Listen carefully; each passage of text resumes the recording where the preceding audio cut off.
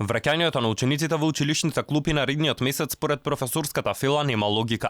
Се чудат зошто би се отвориле училиштата само за неколку недели. При тоа посочуваат дека во една училница има повеќе од 20 ученици, а просториите кои ги имаат средните училишта не можат да овозможат физичко дистанцирање според препораките на СЗО.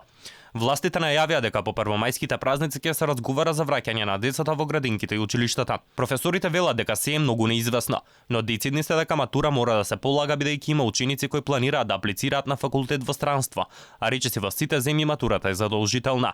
Но посочуваат дека ако реално се гледаат работите, учениците не можат да бидат доволно подготвени со онлайн настава како со редовната. Моменталната ситуација сигурно учениците матуранти и ние како наставници секојдневно чекаме информација од Министерството и во врска со матурата, полагање, на кој начин. Ние контактираме секојдневно, скоро секојдневно со учениците.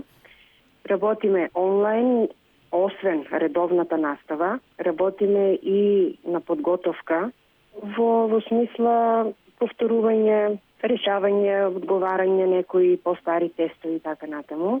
Тие работат, се подготвуваат, поготово поодговорните ученици, но во секој случај мислам дека редовната настава не е иста како онлайн наставата. Сигурно, ако при редовна настава би било поголема подготовката. Средбите би биле поинакви за подготовка за матура. Што конкретно планираат властите за учениците, детали не откриваат. Се ќе зависи од пандемијата.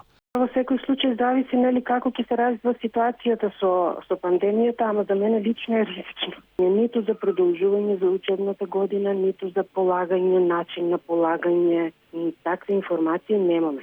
Јас немам. Инаку некој од соседните земји уште во март пресекоа дека учебната година е завршена.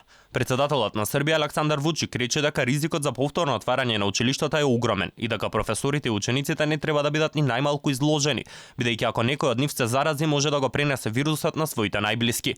Другите земји од регионот се соочуваат со слични проблеми како и кај нас, и таму неизвестност за образовниот процес.